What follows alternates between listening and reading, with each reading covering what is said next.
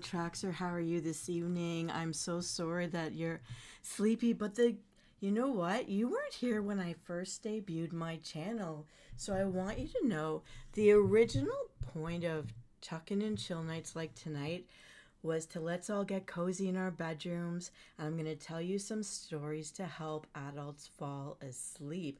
Not boring either. I told a lot of ghost stories, and if people had special requests,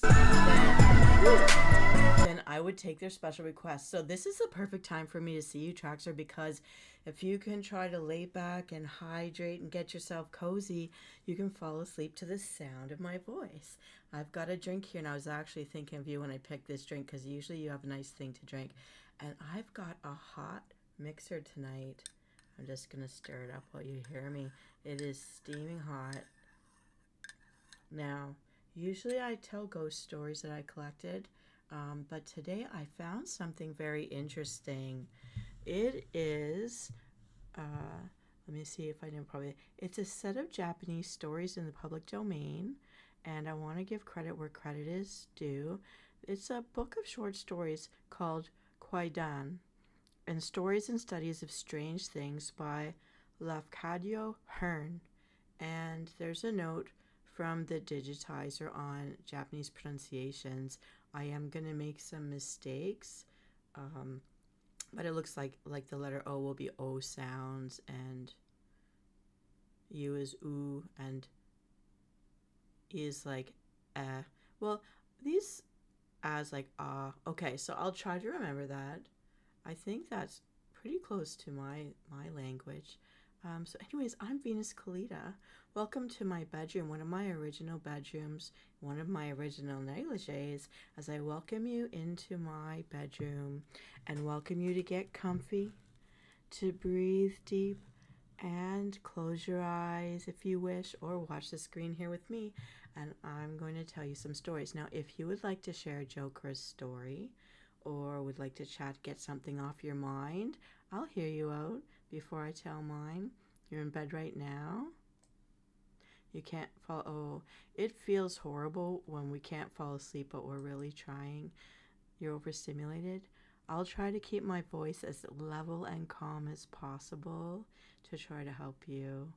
Chill down with me. Yeah. So I'm going to talk to you about Kwaidan, and I'm going to skip to a story called Oshidori. And I'll read these stories one at a time, and I'll check in with you. If a thought comes to your mind that you'd like to share, you may. And I'll keep telling stories, until I help you fall asleep. Do you know what a falconer is? It's a person who trains falcons, birds, to hunt. And this story is about a falconer and hunter named Sonjo. He lived in the district called Tamura no Go of the province of Mutsu. One day he went out hunting and could not find any game. But on his way home at a place called Akanuma, he perceived a pair of oshidori, mandarin ducks. They're very beautiful to look at, very colorful, these mandarin ducks. They're actually considered very lucky birds. They were swimming together in a river that he was about to cross. To kill oshidori is not good, but Sonjo happened to be very hungry, and he shot at the pair. Swing, swing. His arrow pierced the male. The female escaped into the rushes of the further shore and disappeared. Sonjo took the dead bird home and cooked it. That night he dreamed a dreary dream. It seemed to him that a beautiful woman came into his room and stood by his pillow and began to weep. So bitterly did she weep that Sonjo felt as if his heart were being torn out while he listened. And the woman cried to him, "Why? Why? Why did you kill him? Of what wrong was he guilty? At Akanama, we were so happy together, and you killed him. What harm did he ever do you? Do you even know what you have done? Oh, do you know what a cruel, what a wicked thing you have done? Me too you have killed, for I will not live without my husband. Only to tell you this I came."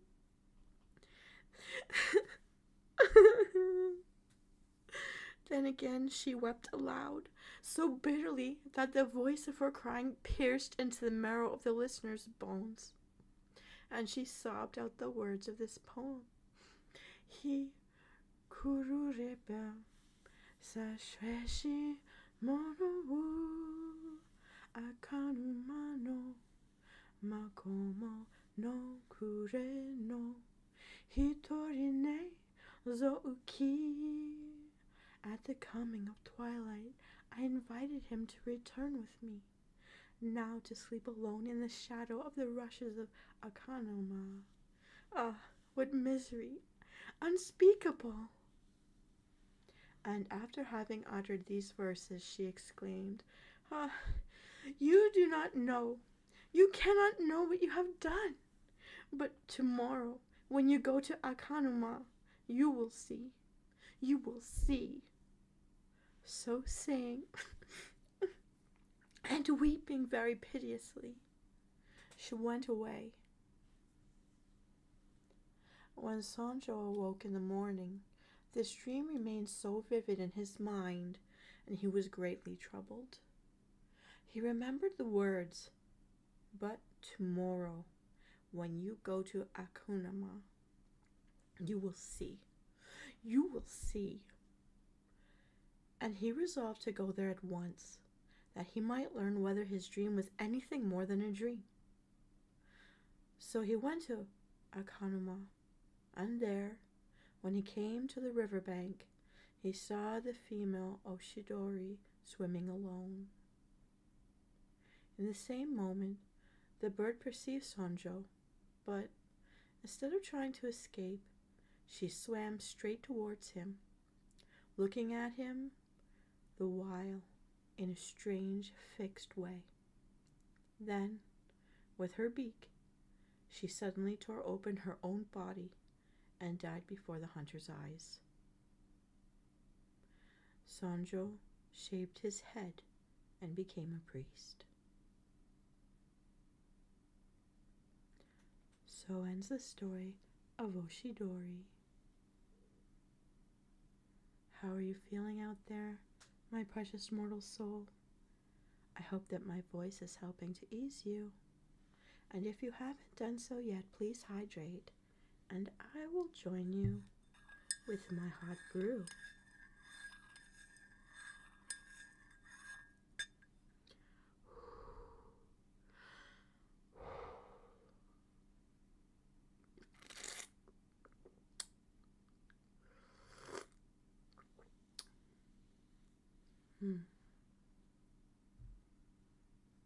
And now, dear listener, if you've not yet left me for Dreamland, the story of Otei.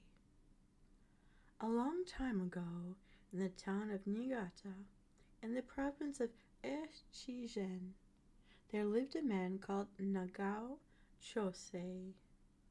Nagao was the son of a physician and was educated for his father's profession. At an early age, he had been betrothed to a girl called Otei, the daughter of one of his father's friends, and both families had agreed to that wedding should take place as soon as Nagao had finished his studies. But the health of Otei proved to be weak, and in her 15th year, she was attacked by a fatal consumption. When she became aware that she must die, she sent for Nagao to bid him farewell. As he knelt at her bedside, she said to him, "Nagao-sama, my betrothed, we were promised to each other from the time of our childhood, and we were to have been married at the end of this year. But now I'm going to die. The gods know what is best for us." Little terrifying Asian story. Yes. Never part lovers is what I say. But who can argue with death? Fellow Death Knight, what say you to that? And so, Otei continued. The gods know what is best for us. If I were able to live for some years longer, I could only continue to be a cause of trouble and grief for others. With this frail body, I could not be a good wife, and therefore even to wish to live, for your sake, would be a very selfish wish. I'm quite resigned to die, and I want you to promise that you will not grieve. Besides, I want to tell you that I think we shall meet again." "Indeed we shall meet again," Nagao answered earnestly, "and in the Pure Land there will be no pain of separation." "Nay, nay," she responded softly, "I meant not the Pure Land. I believe that we were destined to meet again in this world, although I shall be buried tomorrow." Nagao looked at her wonderingly and saw her smile at his wonder. She continued in her gentle, dreamy voice, "Yes, I mean in this world, in your own present life, Nagao-sama, providing indeed that you wish it. Only, for this thing to happen, I must again be born a girl, and grow up to womanhood, so you would have to wait 15, 16 years. That is a long time. But, my promised husband, you are now only 19 years old. Eager to soothe her dying moments, he answered tenderly, To wait for you, my betrothed, were no less a joy than a duty. We are pledged to each other for the time of 7 existences. But you doubt, she questioned, watching his face. My dear one, he answered, I doubt whether I should be able to know you in another body, under another name, unless you can tell me of a sign or token. That I cannot do, she said. Only the gods and the Buddhas know how and where we shall meet. But I am sure, very, very sure that if you be not unwilling to receive me, I shall be able to come back to you. Remember these words of mine. She ceased to speak, and her eyes closed. She was dead. Nagao had been sincerely attached to Otei, and his grief was deep. He had a mortuary tablet made, inscribed with her Zokumyo, and he placed the tablet in his butsudan, and every day set offerings before it. He thought a great deal about the strange thing that Otei had said to him just before her death, and, in the hope of pleasing her spirit, he wrote a solemn promise to wed her if she could ever return to him in another body. This written promise he sealed with his seal, and placed in the butsudan beside the mortuary tablet of Otei. Nevertheless, as Nagao was an only son, it was necessary that he should marry. He soon found himself obliged to yield to the wisdom and wishes of his family, and to accept a wife of his father's choosing. After his marriage he continued to set offerings before the tablet of Otei, and he never failed to remember her with affection. But by degrees her image became dim in his memory, like a dream that is hard to recall, and the years went by. During those years many misfortunes came upon him. He lost his parents by death, then his wife and his only child, so that he found himself alone in the world. He abandoned his desolate home and set out upon a long journey in the hope of forgetting his sorrows. One day, in the course of his travels, he arrived in Ikao, a mountain village still famed for its thermal springs, and for the beautiful scenery of its neighborhood. In the village inn at which he stopped, a young girl came to wait upon him, and, at the first sight of her face, he felt his heart leap as it had never leaped before. So strangely did she resemble Otei that he pinched himself to make sure that he was not dreaming. As she went and came, bringing fire and food, arranging the chamber of the guest, her every attitude and motion revived in him some gracious memory of the girl to whom he had been pledged in his youth. He spoke to her, and she responded in a soft, clear voice, of which the sweetness saddened him with the sadness of other days. Then in great wonder he questioned her, saying, "Elder sister, so much do you look like a person whom I knew long ago, and I was startled when you first entered this room. Pardon me, therefore, for asking, what is your native place, and what is your name?"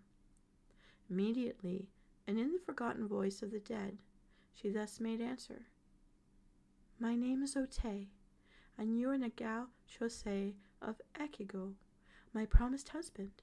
17 years ago, I died in Niigata. Then you made in writing a promise to marry me if ever I could come back to this world in the body of a woman, and you sealed that written promise with your seal, and put it in the butsudan beside the tablet inscribed with my name, and therefore I came back." As she uttered these last words, she fell unconscious. Nagao married her, and the marriage was a happy one, but at no time afterward could she remember what she had told him in answer to his question in Ikao. Neither could she remember anything of her previous existence. The recollection of the former birth, mysteriously kindled in the moment of that meeting, had again become obscured, and so thereafter remained.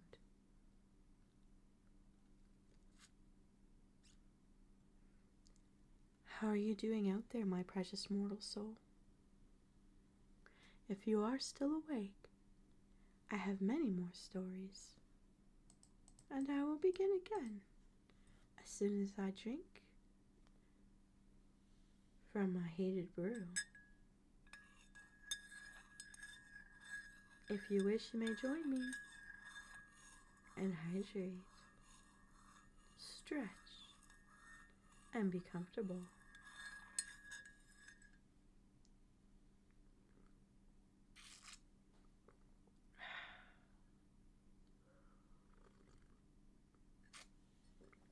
Thank you so much, Traxer.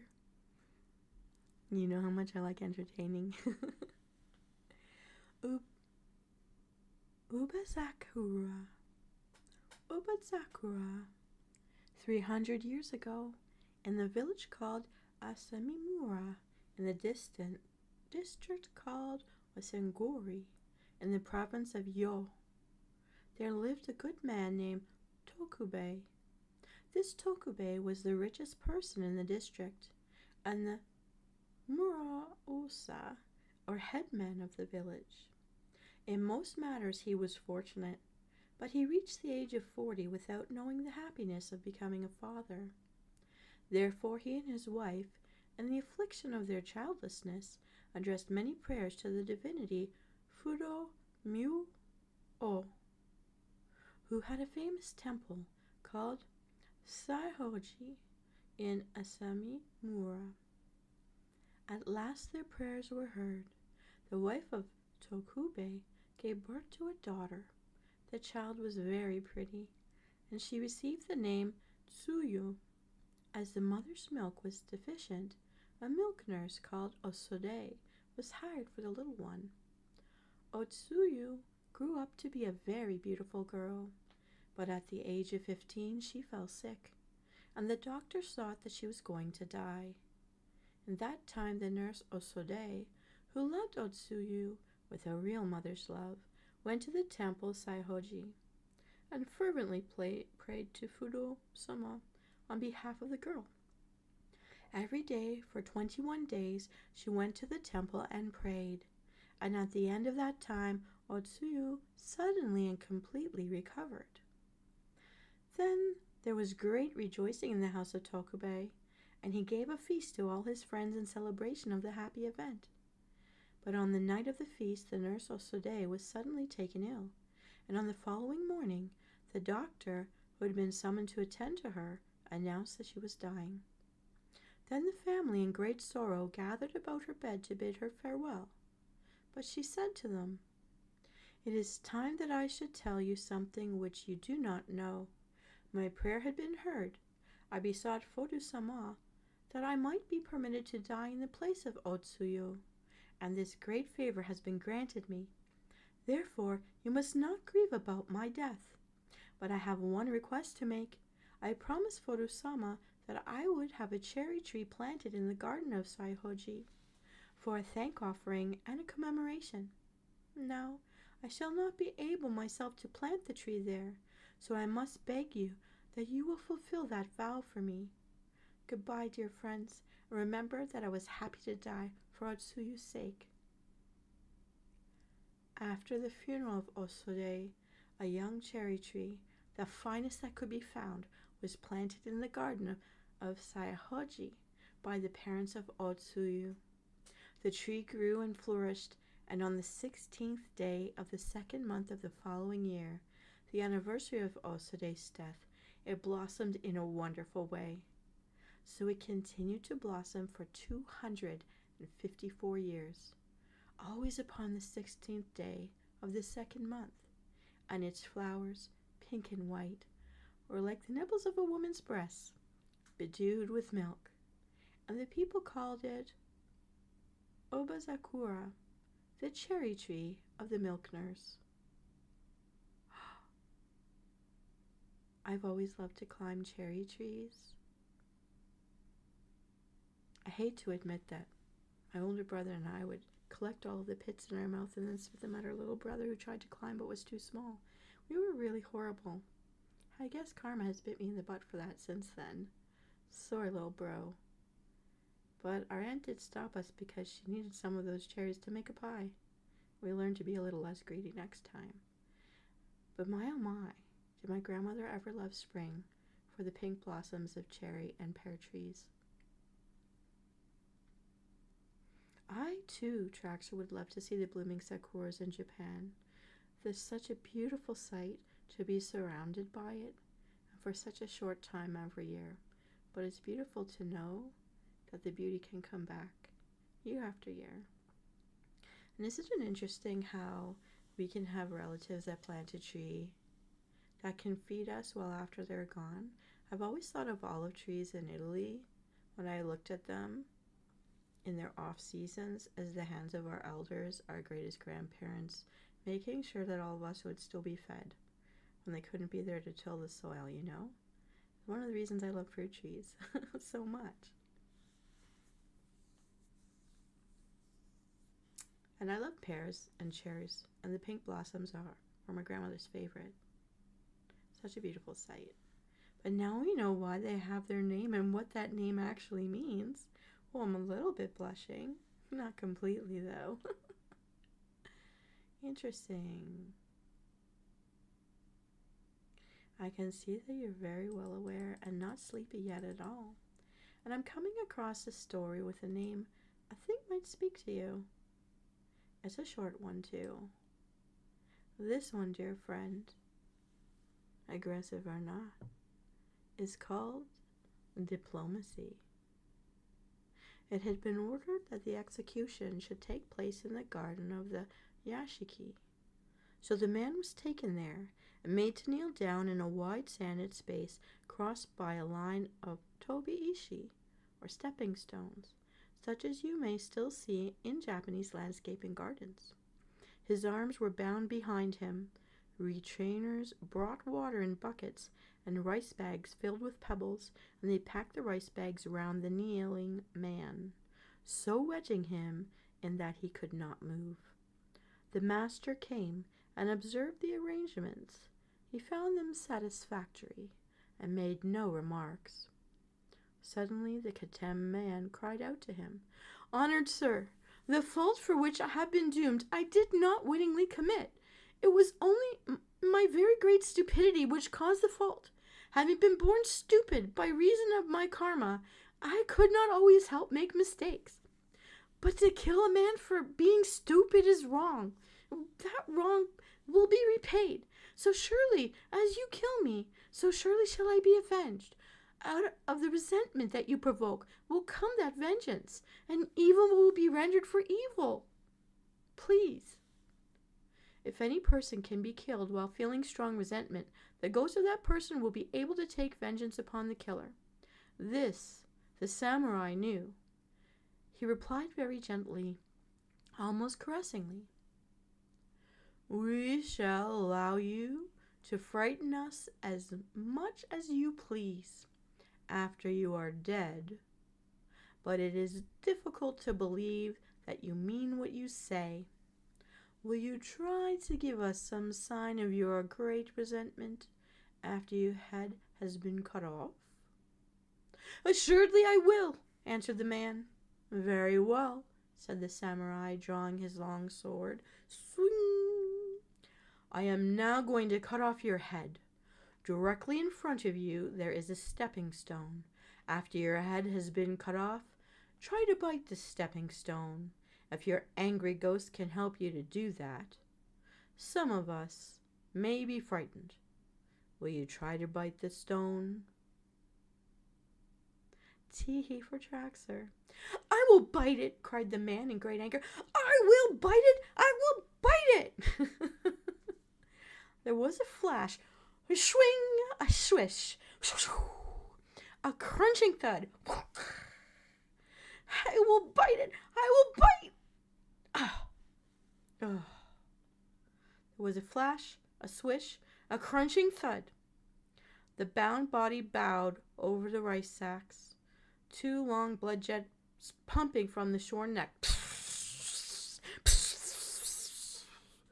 And the head rolled upon the sand.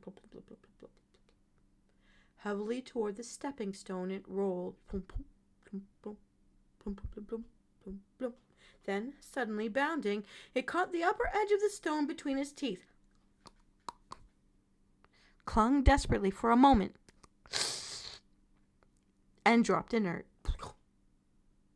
None spoke, but the retainers stared in horror at their master. He seemed to be quite unconcerned. He merely held out his sword to the nearest attendant, who, with a wooden dipper, poured water over the blade from haft to point, and then carefully wiped the steel several times with sheets of soft paper. And thus ended the ceremonial part of the incident. For months thereafter, the retainers and the domestics lived in ceaseless fear of ghostly visitation. None of them doubted that the promised vengeance would come, and their constant terror caused them to hear and to see much that did not exist. They became afraid of the sound of the wind in the bamboos, afraid of even the stirring of shadows in the garden. At last, after taking counsel together, they decided to petition their master to have a sagaki service performed on behalf of the vengeful spirit. Quite unnecessary, the samurai said, when his chief retainer had uttered the general wish.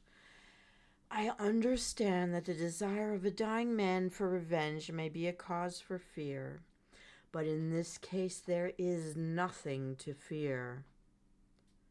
The retainer looked at his master beseechingly.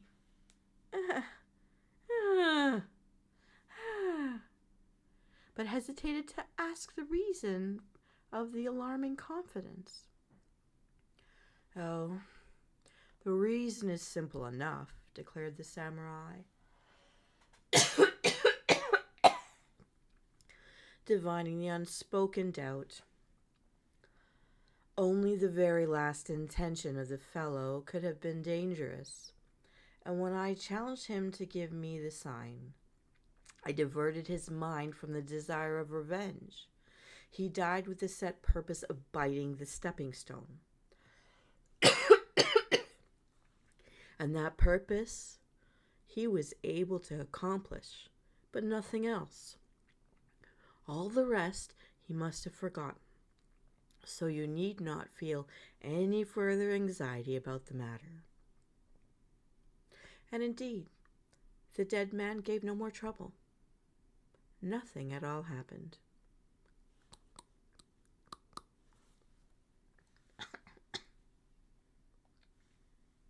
Oh my. Those that can think 3 steps ahead, huh? All right. I've found some stories, but I'm skipping some that I think I cannot pronounce. A tiny one. Mujina. And I'm just going to take another sip because I do need to hydrate. Please join me in a brew if you wish.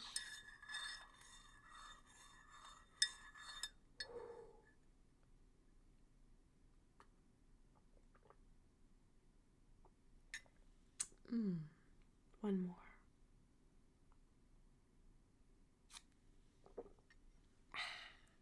All right. I'm drinking as loudly as I can gulp.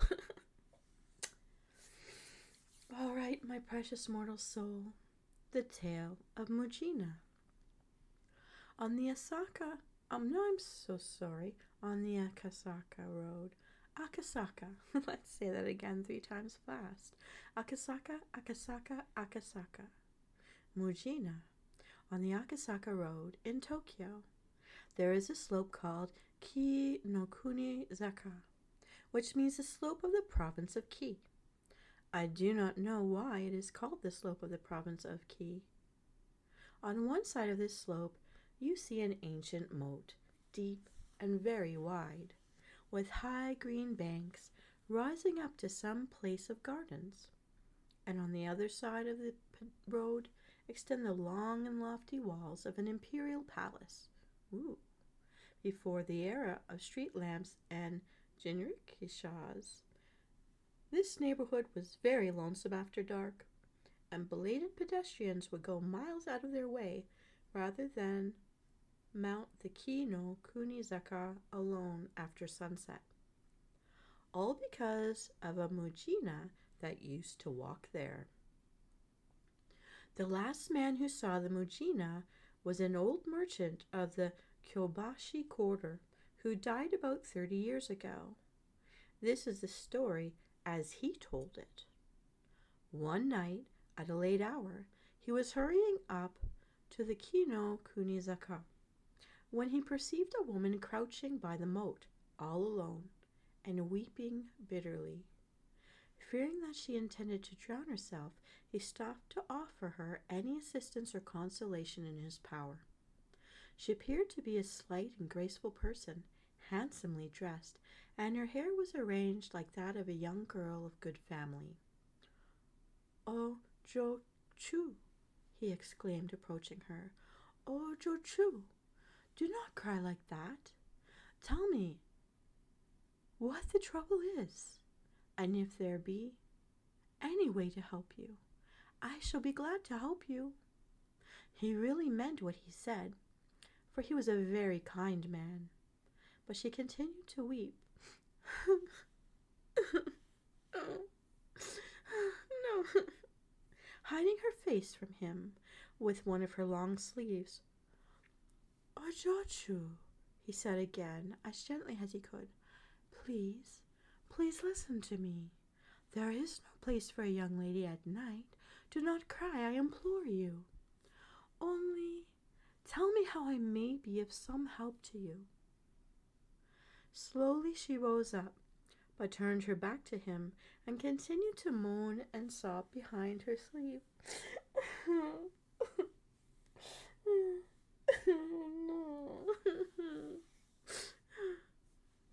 He laid his hand lightly upon her shoulder and pleaded, "Oh, Jo-chu, oh, Jo-chu, oh, Jo-chu, listen to me, just for one little moment.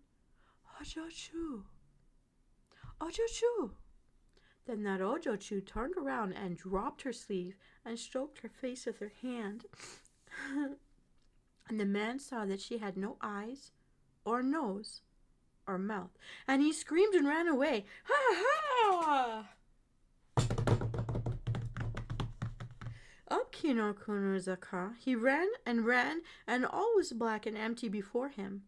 On and on he ran, never daring to look back. And at last he saw a lantern, so far away that it looked like the gleam of a firefly. And he made for it. It proved to be only the lantern of an itinerant soba seller, and who had set down his stand by the roadside. But any light and any human companionship was good after that experience, and he flung himself down at the feet of the soba seller, crying, "Ah, aha! Oh, kore," roughly exclaimed the soba man. "Here, what is the matter with you? Anybody hurt you?" "No, nobody hurt me," panted the other. You only scared you," queried the peddler unsympathetically. "Robbers?" Not robbers," gasped the terrified man. I saw a woman by the moat, and she showed me. I cannot tell you what she showed me." Was it anything like this that she showed you?" cried the soba man, stroking his own face, which therewith became like unto an egg, and simultaneously the light went out. Whew.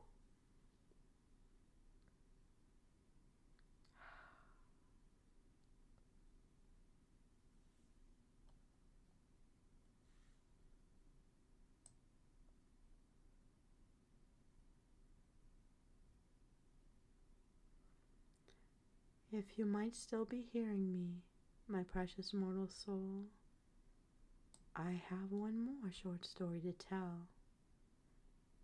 Dear friend Death Knight, a dead secret. A long time ago, in the province of Tamba, there lived a rich merchant named Inamuraya Gensuke. He had a daughter called Osono. As she was very clever and pretty, he thought it would be a pity to let her grow up with only such teaching as the country teachers could give her. So he sent her, in care of some trusty attendants, to Kyoto, that she might be trained in the polite accomplishments taught to the ladies of the capital. After she had thus been educated, she was married to a friend of his father's family, a merchant named Nagaraya, and she lived happily with him for nearly 4 years. They had one child, a boy, but Osono fell ill and died in the 4th year after her marriage. On the night after the funeral of Osono, her little son said that his mamma had come back and was in the room upstairs. She had smiled at him, but would not talk to him, so he became afraid and ran away. Then some of the family went upstairs to the room which had been Osono's, and they were startled to see, by the light of a small lamp which had been kindled before a shrine in that room, the figure of the dead mother. She appeared as if standing in front of tansu, or a chest of drawers, that still contained her ornaments and her wearing apparel. Her head and shoulders could be very distinctly seen, but from the waist downwards the figure, thinned into invisibility, was like an imperfect reflection of her, and transparent as a shadow on water. Then the folk were afraid and left the room. Below, they consulted together, and the mother of Osono's husband said, "A woman is fond of her small things, and Osono was much attached to her belongings. Perhaps she has come back to look at them. Many dead persons will do that, unless the things be given to the parish temple. If we present Osono's robes and girdles to the temple, her spirit will probably find rest." It was agreed that this should be done as soon as possible. So on the following morning the drawers were emptied, and all of Osono's ornaments and dresses were taken to the temple. But she came back the next night and looked at the tansu as before, and she came back also on the night following, and the night after that, and every night, and the house became a house of fear. The mother of Osono's husband then went to the parish temple and told the chief priest all that had happened, and asked for ghostly counsel. The temple was a Zen temple, and the head priest was a learned old man known as Daigen Osho. He said, "There must be something about which she is anxious in or near that tansu." "But we emptied all the drawers," replied the woman. "There's nothing in the tansu." "Well," said Daigen Osho, "tonight I shall go to your house and keep watch in that room and see what can be done. You must give orders that no person shall enter the room while I am watching, unless I call." After sundown, Daigen Osho went to the house and found the room made ready for him. He remained there alone, reading the sutras, and nothing appeared until after the hour of the rat. Then the figure of Osono suddenly outlined itself in front of the tansu. Her face had a wistful look, and she kept her eyes fixed upon the tansu. The priest uttered the holy formula prescribed in such cases, and then, addressing the figure by the kaimyo of Osono, said, "I have come here in order to help you.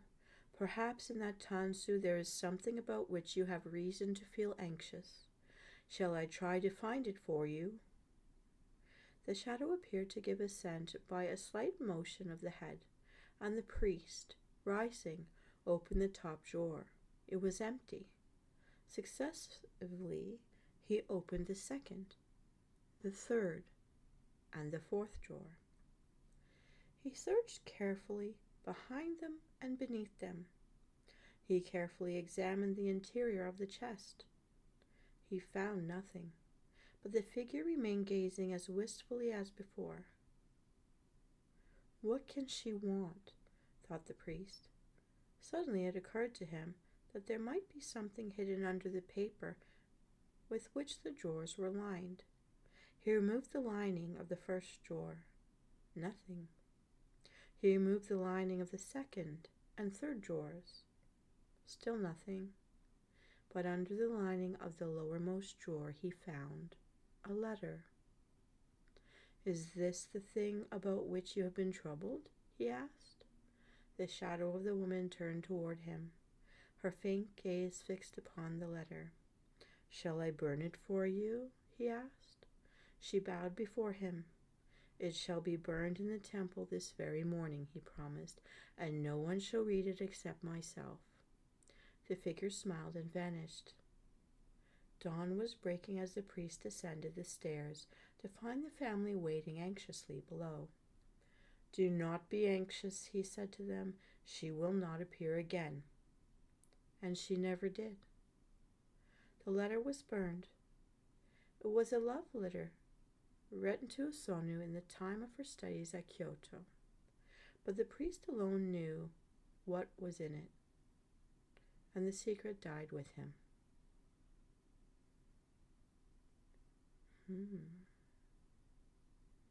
We have no right to know, for if we did, it would no longer be a secret. Very clever. So, the aroma of my warming brew makes me thirsty.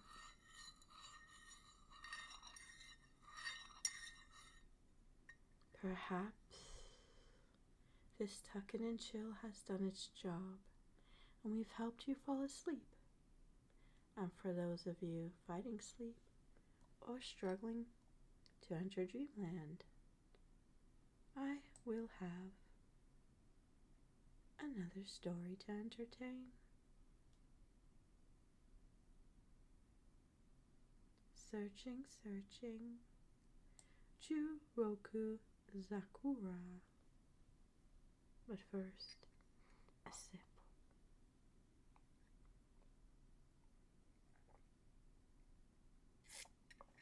Or maybe a guzzle. Here we go. Juroku Zakura. Osono Yona. Juroku Zakura. Sakai ni Keri. In Wakigori, a district of the province of Yo, there is a very ancient and famous cherry tree called Juroku Zakura, or the cherry tree of the 16th day, because it blooms every year upon the 16th day of the first month by the old lunar calendar, and only upon that day. Thus, the time of its flowering is the period of great cold. Though the natural habit of a cherry tree is to wait for the spring season before venturing to bloom. But the Juroku Zakura blossoms with a life that is not, or at least that was not originally, its own. There is the ghost of a man in that tree. He was a samurai of Iyo, and the tree grew in his garden, and it used to flower at the usual time. That is to say, about the end of March or the beginning of April.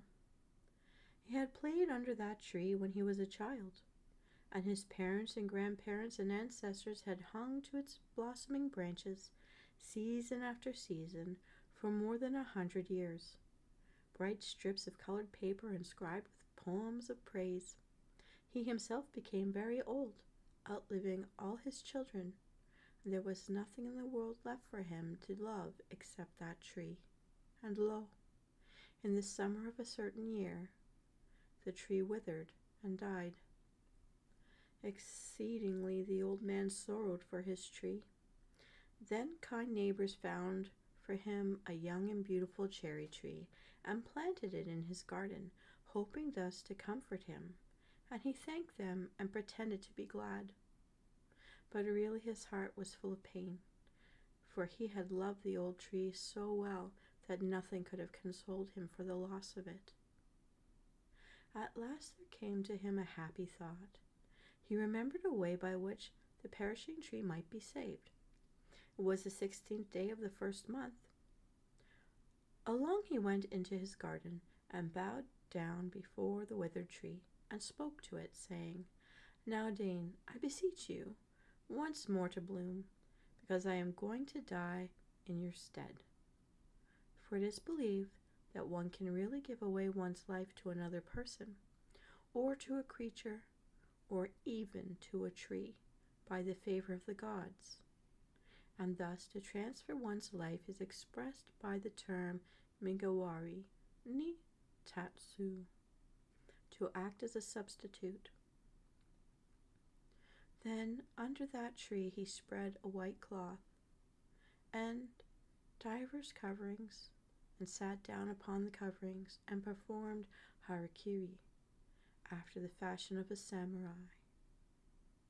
To note, this is a very painful and slow procedure, and to finish it properly takes great strength. And the ghost of him went into the tree and made it blossom in that same hour. And every year it still blooms on the 16th day of the first month in the season of snow.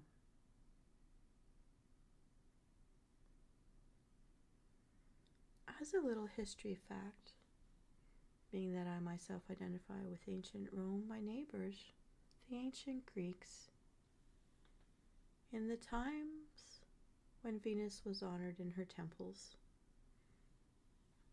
as Aphrodite in Greece, as Venus in Rome, if a little girl was born, but her mother had died in that childbirth, ancient Greek fathers most often named that girl a word in Greek that means replace her. And it was considered a very loving term of endearment. I also know that First Nations peoples across the North Americas have once, if not still, believed that all things have a soul, including the trees.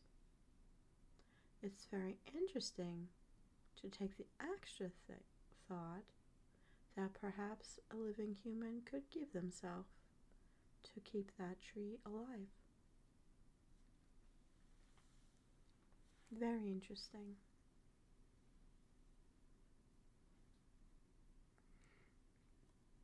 And now, as I help to deliver you to the Sandman, I have one last story to share this evening, appropriately called The Dream of Akinosuke.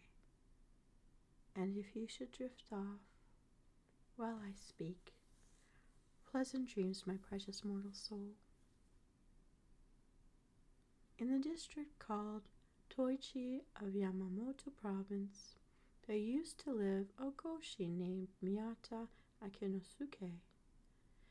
Here I must tell you that in Japanese feudal times there was a privileged class of soldier farmers, freeholders, corresponding to the class of yeomen in England, and these were called goshi. In Akinosuke's garden there was a great and ancient cedar tree, under which he was wont to rest on sultry days. One very warm afternoon he was sitting under this tree with two of his friends, fellow goshi, chatting and drinking wine, when he felt all of a sudden very drowsy. So drowsy that he begged his friends to excuse him for taking a nap in their presence. Then he lay down at the foot of the tree and dreamed this dream. He thought that as he was lying there in his garden, he saw a procession, like the train of some great daimyo descending a hill nearby, and that he got up to look at it. A very grand procession it proved to be, more imposing than anything of the kind which he had ever seen before, and it was advancing toward his dwelling. he observed in the van of grand procession it provoked to be, more imposing than anything of the kind. The van had a number of young men, richly apparelled, who were drawing a great lacquered palace carriage, or goshu guruma, hung with bright blue silk.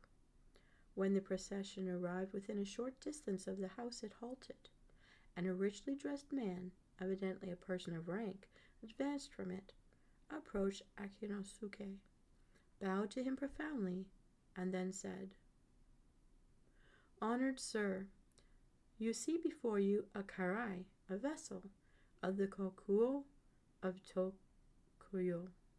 My master, the king, commands me to greet you in his august name, and to place myself wholly at your disposal. He also bids me inform you that he augustly desires your presence at the palace. Be therefore pleased immediately to enter this honorable carriage, which he has sent for your conveyance." Upon hearing these words, Akinosuke wanted to make some fitting reply, but he was too much astonished and embarrassed for speech.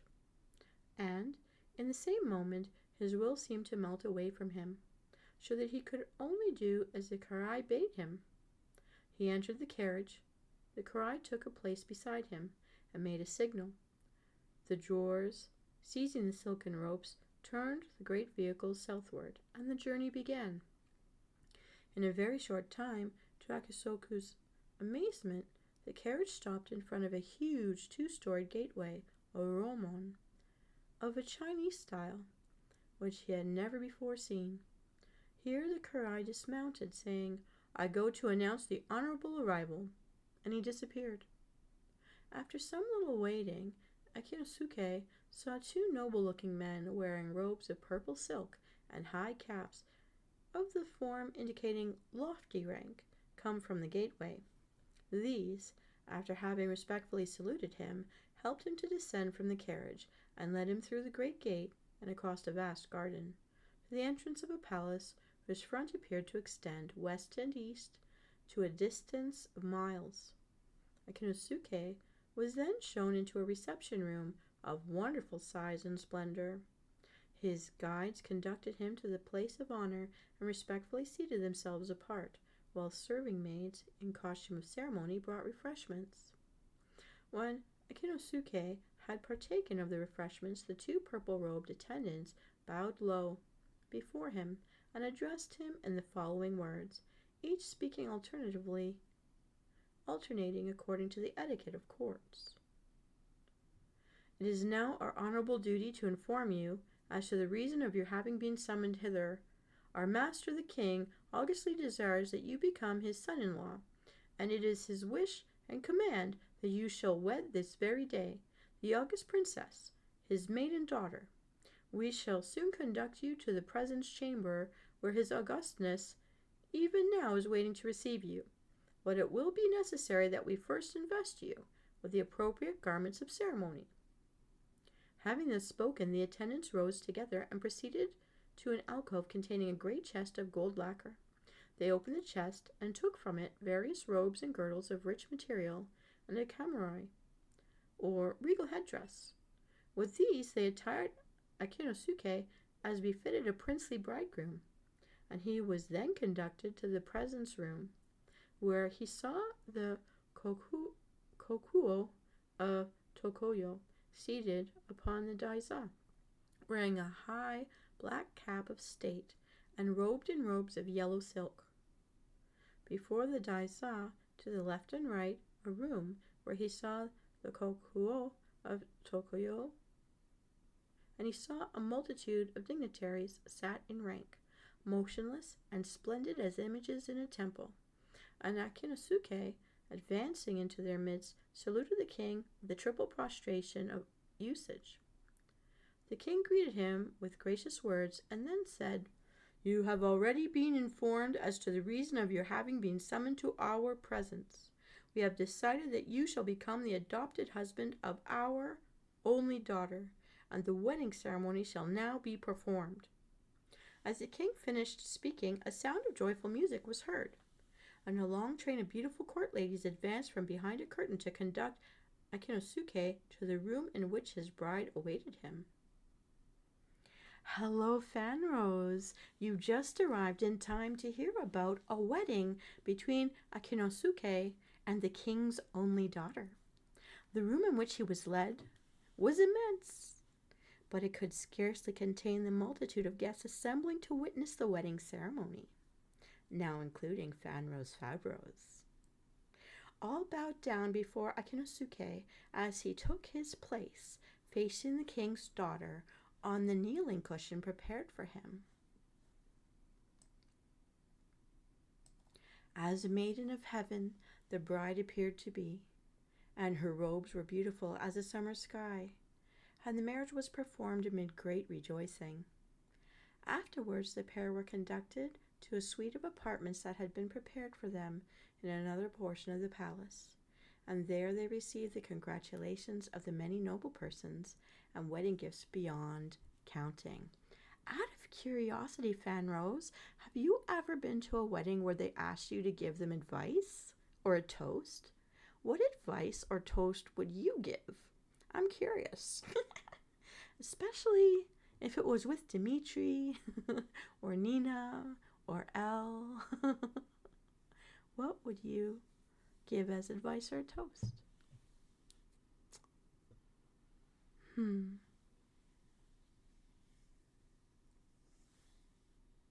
I always like long, healthy, youthful life.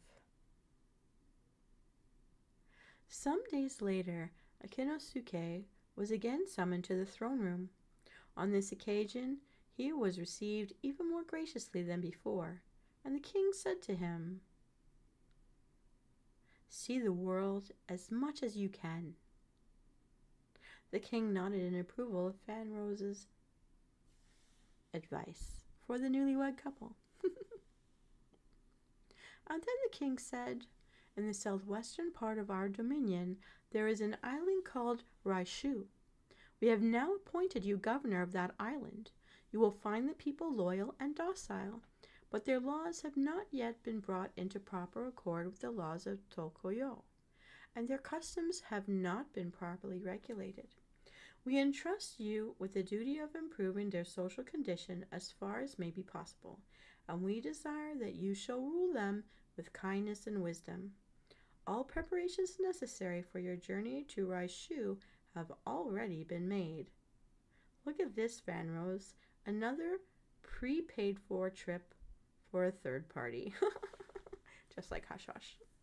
So Akinosuke and his bride departed from the palace of Tokoyo, accompanied by a great escort of nobles and officials, and they embarked upon a ship of state provided by the king.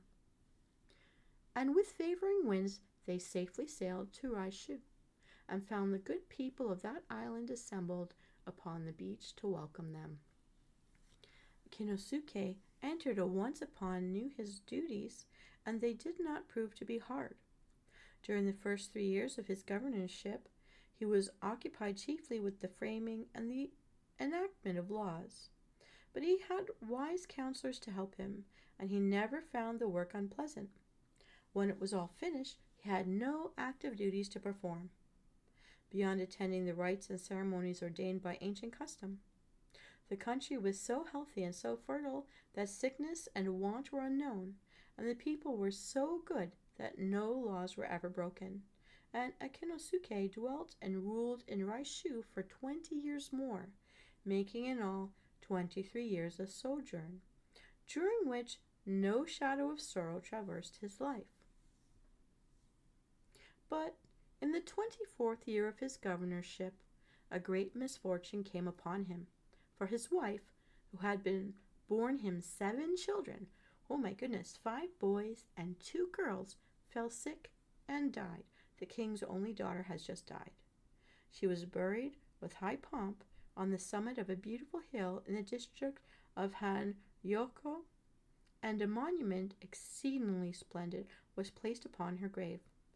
But Akinosuke felt such grief at her death that he no longer cared to live. Wait, but you have children. You must live for them. I would always say, Once you have children, your life doesn't belong to you. It's for them. But that's just my opinion. Now, when the legal period of mourning was over, there came to Raishu from the Tokoyo palace a shisha, or royal messenger. The shisha delivered to Akinosuke a message of condolence, then said to him, "There are the words which our august master, the king of Tokoyo, commands that I repeat to you. We will now send you back to your own people and country. As for the 7 children, they are the grandsons and granddaughters of the king, and shall be fitly cared for. Do not, therefore, allow your mind to be troubled concerning them." On receiving this mandate, Akinosuke submissively prepared for his departure. When all his affairs had been settled, and the ceremony of bidding farewell to his counselors and trusted officials had been concluded, he was escorted with much honor to the port.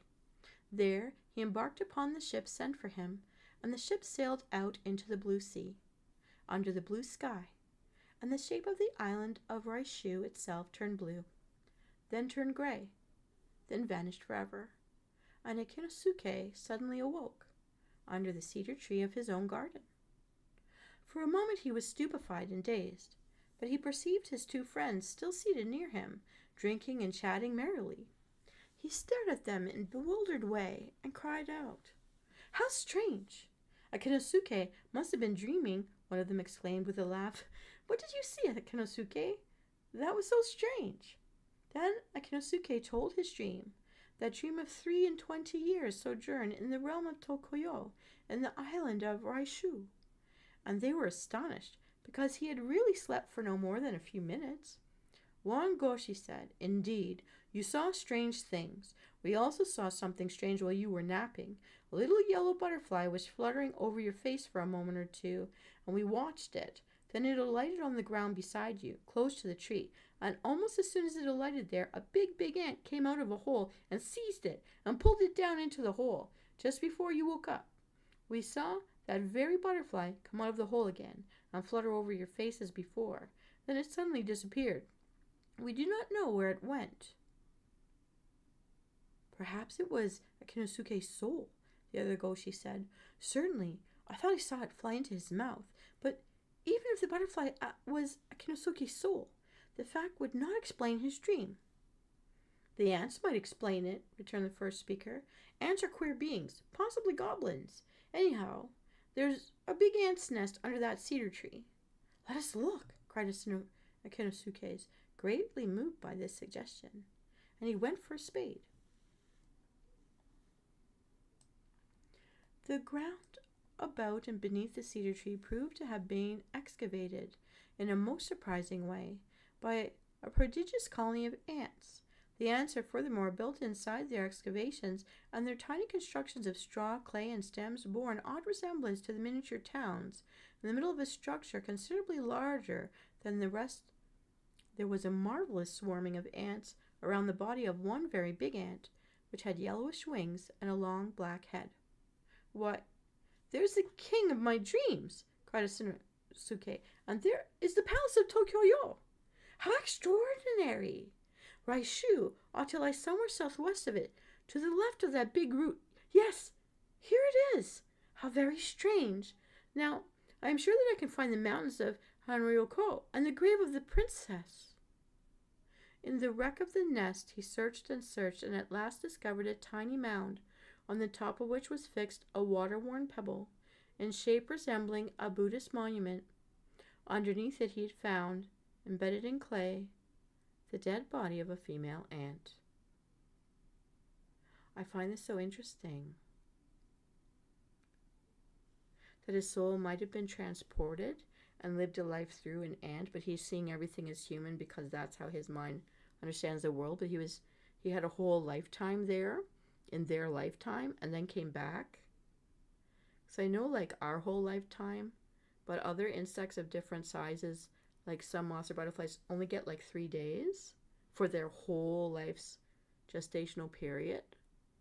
That's a very interesting thing. But then, if all of his children are there somewhere, he shouldn't be digging up and destroying this ant colony. He should put it all back and hope none of them got hurt. Ooh, I really think that's a good one. Now, Fanrose, that's the end of that story of his dream while he slept under a cedar tree. I'm wondering, how are you doing this evening? Are you having trouble sleeping? Would you like to hear another story? Or would you like to tell me a story? Because I'm all ears. I'm just going to have my drink. I brewed up a hot drink today. It's got dandelion root and chicory in it. It's different, but things that are healthy. So I'm giving it a try. It's supposed to be like a replacement for coffee, but it's like as dark as coffee, and it's bitter like coffee, but not too bitter. So it's something like, without all the caffeine. I don't even know what it's called. I forgot.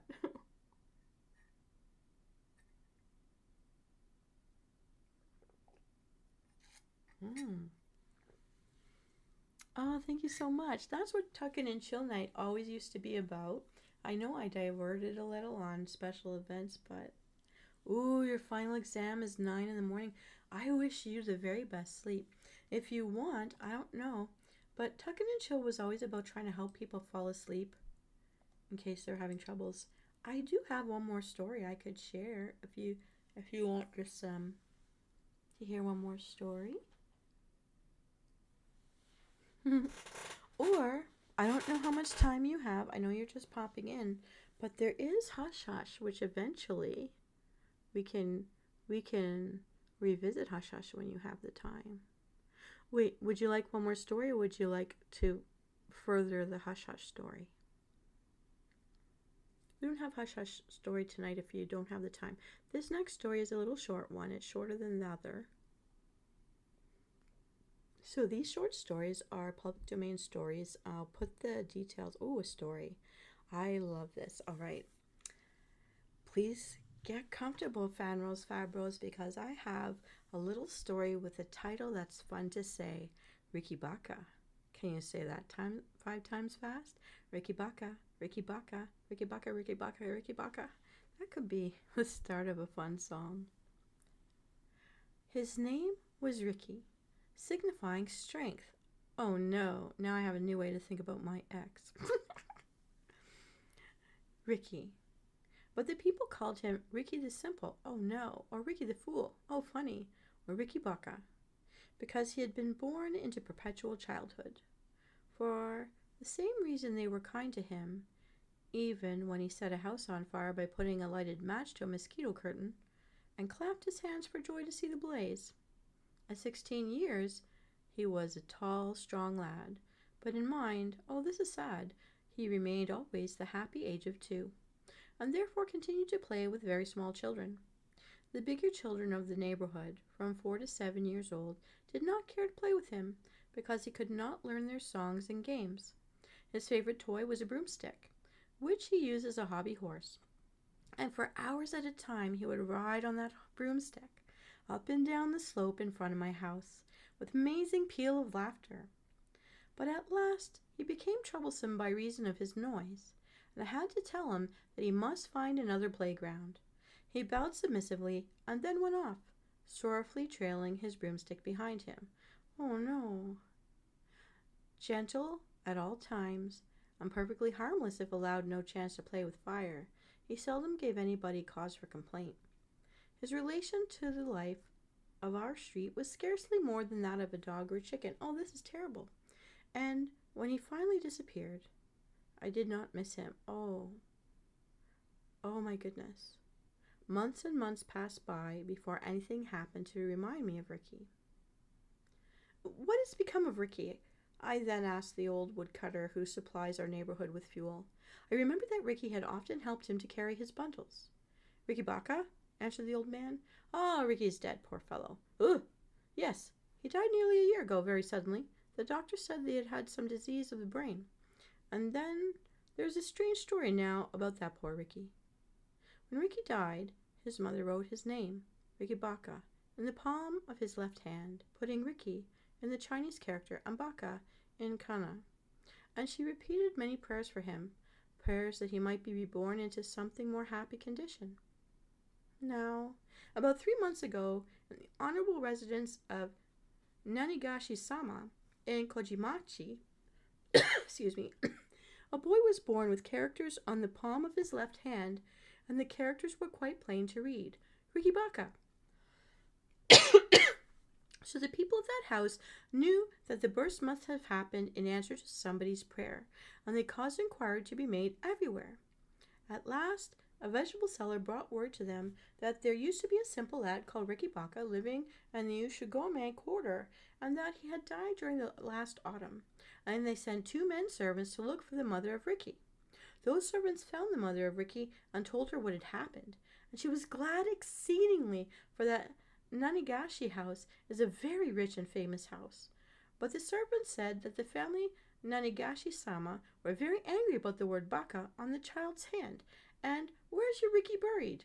The servants asked. He's buried in the cemetery of Zendoji, she told them. Please to give us some of the clay of his grave, they requested. So she went with them to the temple Zendoji and showed them Riki's grave, and they took some of the grave clay away with them, wrapped in a furoshiki. They gave Riki's mother some money, 10 yen. But what did they want with that clay? I inquired. Well, the old man answered, you know what it would not do to let the child grow up with the name on his hand. And there's no other means of removing characters that come in that way upon the body of a child. You must rub the skin with the clay taken from the grave of the body of the former birth. Oh my goodness. What? That's an ancient Japanese story. I cannot send you to bed with a story of that nature, Fanrose. I'm so sorry. I knew these would be stories of ghosts and strange things. So I'm going to leave you with one more tiny story. I just thought the name sounded funny. I should have edited that. Himawari. Okay, Himawari. Here we go. On the wooded hill behind the house, Robert and I are looking for fairy rings. You know, mushrooms in the shape of a circle. Robert is 8 years old, comely, and very wise. I'm a little more than 7, and I reverence Robert. It's a glowing, glorious August day, and the warm air is filled with sharp, sweet scents of resin. We do not find any fairy rings, but we find a great many pine cones in the high grass. I tell Robert the old Welsh story of the man who went to sleep unawares inside a fairy ring, and so disappeared for 7 years, and would never eat or speak after his friends had delivered him from the enchantment. They eat nothing but the points of needles, you know, said Robert. Who? I asked. Goblins, Robert answered. This revelation leaves me dumb with astonishment and awe, but Robert suddenly cries out, There's a harper! He's coming into the house! And down the hill we run to hear the harper. But what a harper! Not like the hoary minstrels of the picture books, a swarthy, sturdy, unkempt vagabond with black bold eyes and scowling black brows. More like a bricklayer than a bard, and his garments are corduroy. Wonder if he's ever going to sing in Welsh, murmurs Robert. I feel too much disappointment to make any remarks. The harper poses his harp, a huge instrument, upon our doorstep, sets all the strings ringing with a sweep of grimy fingers, clears his throat, and a sort of angry growls, and begins, Believe me, if all these endearing young charms, which I gaze on so fondly today. The accent, the attitude, the voice, all fill me with repulsion and unutterably shock me with a new sensation of formidable vulgarity. I want to cry out loud, You have no right to sing that song, for I have heard it sung by the lips of the dearest and fairest being in all my little world. And that this rude, coarse man should dare sing it vexes me like a mockery, angers me like an insolence, but only for a moment. With the utterance of the syllables today, the deep, grim voice suddenly breaks into a quivering tenderness, indiscernible, then marvelously changing. It mellows into tones sonorous and rich as the bass of a great organ. While a sensation unlike anything I ever felt before takes me by the throat. What rich craft has he learned? What secret has he found, this scowling man of the road? Oh, is there anybody else in the whole world who can sing like that? And the form of the singer flickers and dims, and the house and the lawn and all visible shapes of things tremble and swim before me. Yet instinctively I fear that man. I almost hate him, and I feel myself flushing with anger and shame because of his power to move me thus. He made you cry, Robert compassionately observes, to my further confusion, as the harper strides away, richer by a gift of sixpence taken without thanks. But I think he must be a gypsy. Gypsies are bad people, and they are wizards. Let us go back to the wood. We climb again to the pines, and there squat down upon the sun-flecked grass and look over town and sea. But we do not play as before. The spell of the wizard is strong upon us both. Perhaps he is a goblin, I ventured at last, or a fairy. No, said Robert, only a gypsy. But that is nearly as bad. They steal children, you know. What shall we do if he comes up here? I gasped in sudden terror at the lonesomeness of our situation. Oh, he won't dare, answers Robert. Not by daylight, you know. Only yesterday, near the village of Takada, I noticed a flower which the Japanese call by nearly the same name as we do, himawari, the sunward turning, and over the space of 40 years there thrilled back to me the voice of that wandering harper. As the sunflower turns on her god when he sets, the same look at she turned when he rose. Again, I saw the sun-flecked shadow in that fair Welsh hill, and Robert for a moment again stood beside me, with his girl's face and his curls of gold. We were looking for fairy rings, but all that existed of the real Robert must long ago have suffered a sea change into something rich and strange. Greater love hath no man this, that a man lay down his life for his friend.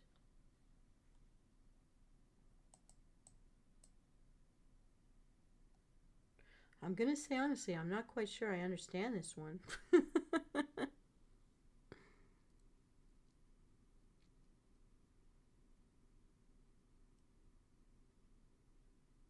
Okay, so I think what's happening in this story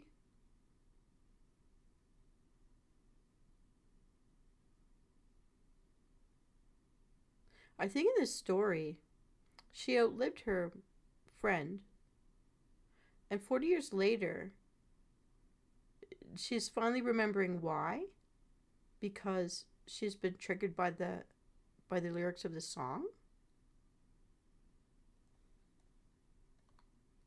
And I guess it's either he's the one who fell asleep in a fairy ring, or the gypsy got him. I'm not sure. Oh no, I'm just not sure. So family members, I'm not sure if you've fallen asleep.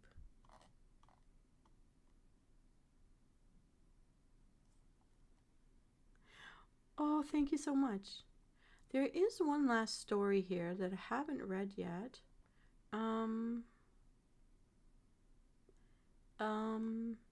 These are ancient Japanese stories that are now in the public domain. Well, not ancient, but old stories from Japan, about strange things and ghosts and such. There are some insect stories as well. I'm just looking. But there is one last. Well, the stories about insects are quite big, so no, we won't go there today. But there's one last story called Horai. So I'll do that. Here we go. Horai. Blue vision of death, lost in height, sea and sky, interblending through luminous haze. The days of spring, and the hour morning. Only sky and sea, one azure normandy. In the foray, ripples are catching a silvery light, and threads of foam are swirling. But a little further off, no motion is visible, nor anything save color, dim, warm blue of water, widening away to melt into blue of air. Horizon there is none, only distance soaring into space, infinite concavity hollowing before you, and hugely arching above you, the color deepening with the height. But far in the midway blue there hangs a faint, hint a vision of palace towers with high roofs, horned and curved like moons, some shadowing of splendor strange and old, illumined by a sunshine soft as memory. What I have thus been trying to describe is a kakemono, that is to say, a Japanese painting on silk, suspended to the wall of my alcove. And the name is Shinkiro, which signifies mirage, but the shapes of the mirage are unmistakable. Those are the glimmering portals of Horai, the blessed, and those are the moony roofs of the palace of the Dragon King, and the fashion of them, though lined by Japanese brush of today, is the fashion of things Chinese 2,100 years ago.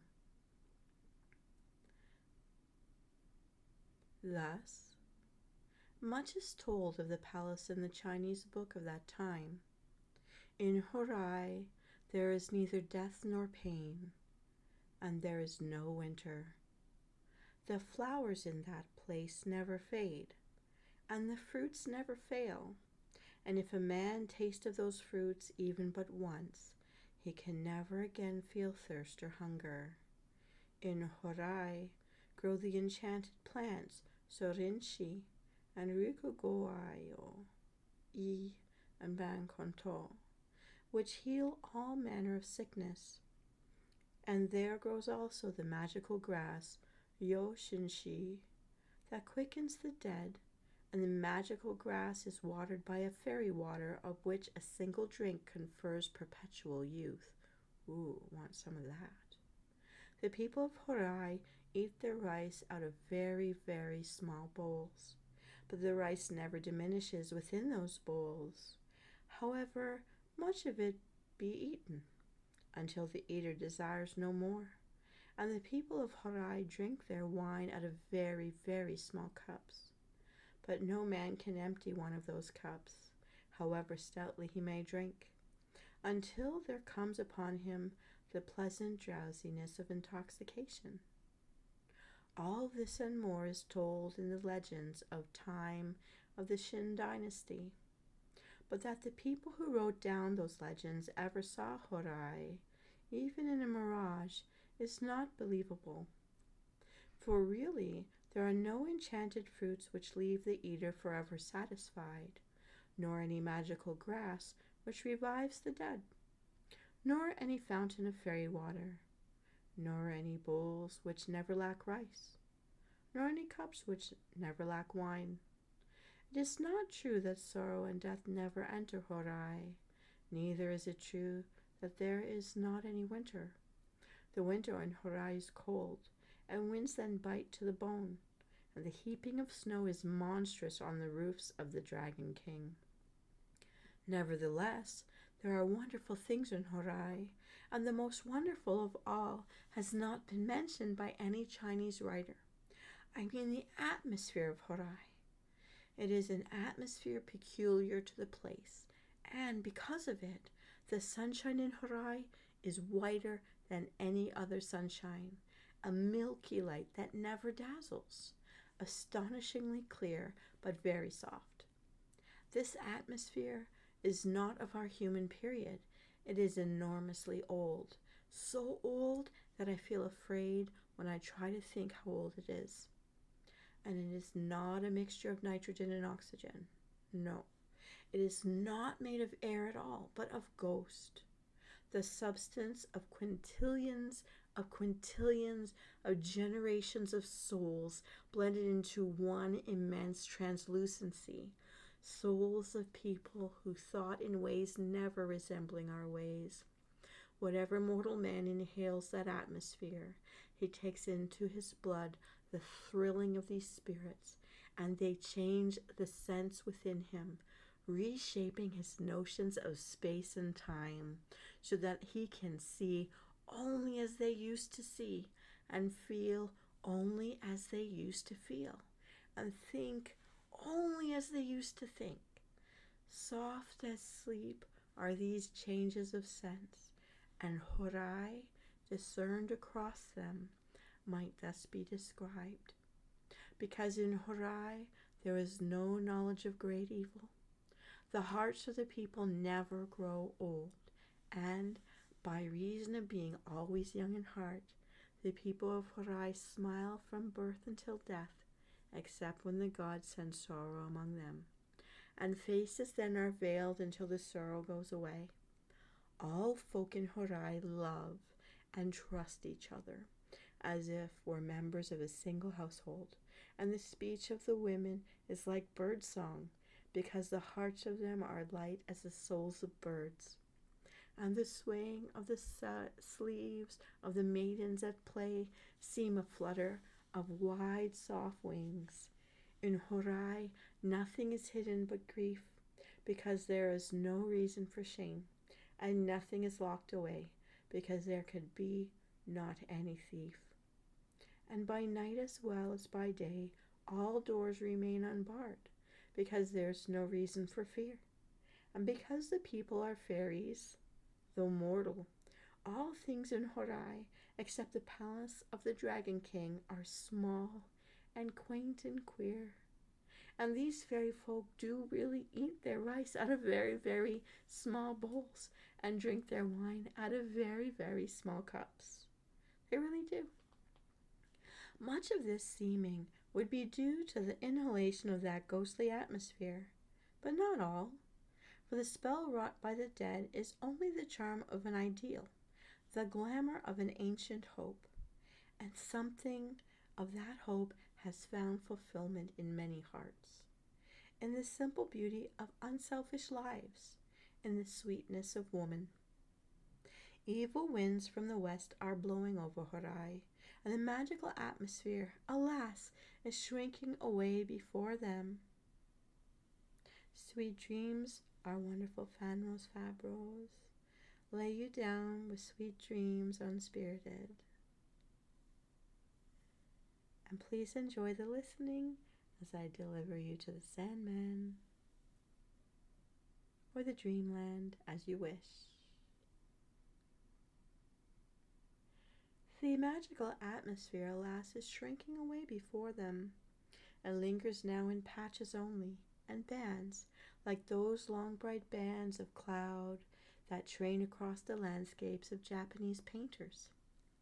Under these shreds of elfish vapor you still can find Horai, but not everywhere. Remember that Horai is also called Shinkiro, which signifies mirage, the vision of the intangible, and the vision is fading, never again to appear, save in pictures and poems and dreams. May you have only the happy and sweet dreams of Horai, Fanros Fabros, and the visions and mirages entertain as you close your heavy eyelids. Breathe deep in. Breathe out the events of the day and sleep well. Best wishes on your exams tomorrow. I know you're going to do very well.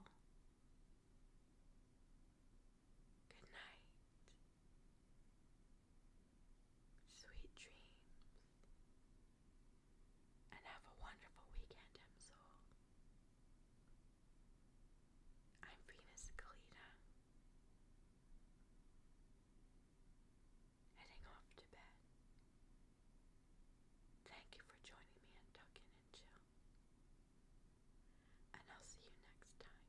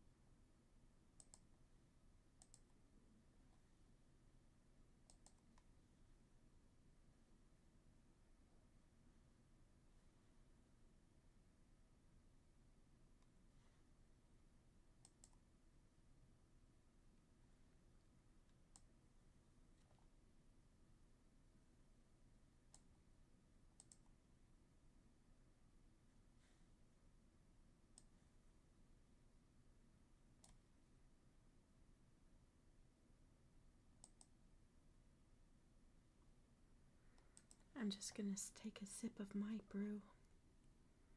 Finish my mug.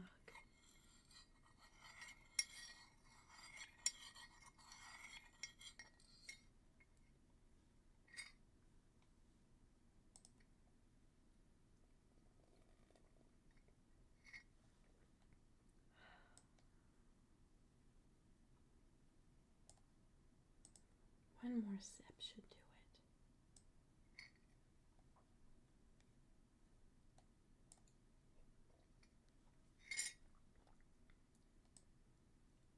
Here's the OG ending I used to use in my first year of streaming. I'll play the whole thing to help you fall asleep. It's a watercolor I made for my debut. Sweet dreams, Msoul. And thanks for watching.